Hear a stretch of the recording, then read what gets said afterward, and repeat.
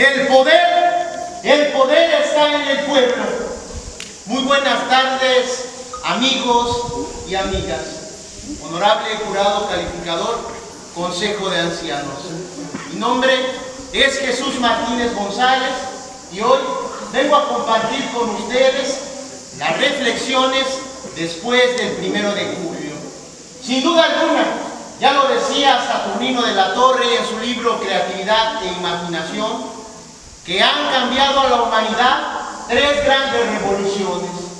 La primera gran revolución fue la revolución agrícola del Neolítico, donde el poder económico, político y social se encontraba en la tierra, en lo que nos producía la naturaleza. La segunda gran revolución fue la revolución industrial del siglo XVIII. Esa revolución donde se unió el cerebro con la máquina para poder hacer una sociedad de hierro y que moldeara la educación que tenemos actualmente, tal como la conocemos ahora. Y la otra gran revolución fue la revolución tecnológica del siglo XXI. Esa revolución donde ahora facilitaría la información, la comunicación, en unos instantes y la comunicaría de un lado a otro en cuestión de segundos. Es ahí el precedente del triunfo de Andrés Manuel López Obrador, ya que gracias a las redes sociales se pudo viralizar la corrupción, se pudo viralizar, más personas pudieron entender que hoy la política estaba podrida, que la política ya no servía para lo que alguna vez fue creada, que fue para representar al pueblo. ¿Cuántos años no nos gobernó el PRI? Más de 70 años y solo nos hundió en la pobreza. Los 12 años de la alternancia del PAN nos llevaron a una guerra de sangre, donde se perdieron muchos jóvenes, donde se quedaron muchas madres sin hijos, muchos hijos sin padres.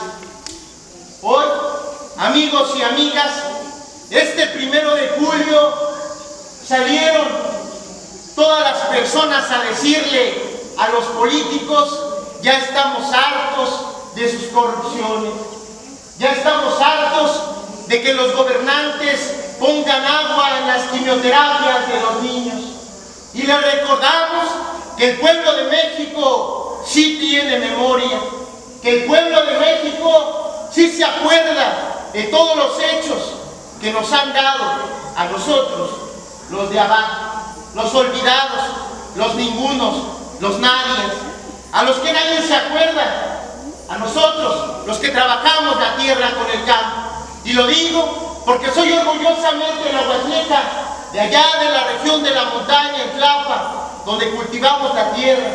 Amigos y amigas, este 1 de julio les enseñamos a esos políticos corruptos que nosotros no olvidamos, pero también tenemos una gran responsabilidad, ya que el triunfo de Andrés Manuel López Obrador no es un triunfo de él solo, sino es un triunfo de la sociedad. Pero también debemos de estar muy cautelosos y vigilando que aquellos políticos por los que votamos no nos decepcionen, porque muchos políticos de esos rateros del PRI, del PAN y de otros partidos políticos más se subieron al barco de Morena, se subieron al barco de las ideales, al barco de las luchas.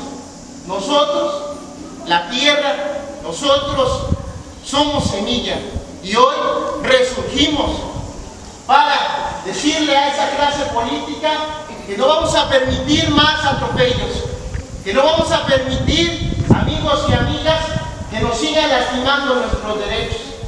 Es por eso que hoy tenemos una gran responsabilidad, ustedes, Consejo de Ancianos, de vigilar, pero sobre todo de pasar aquella herencia cultural, de defender lo que somos, lo que hacemos, lo que hacemos.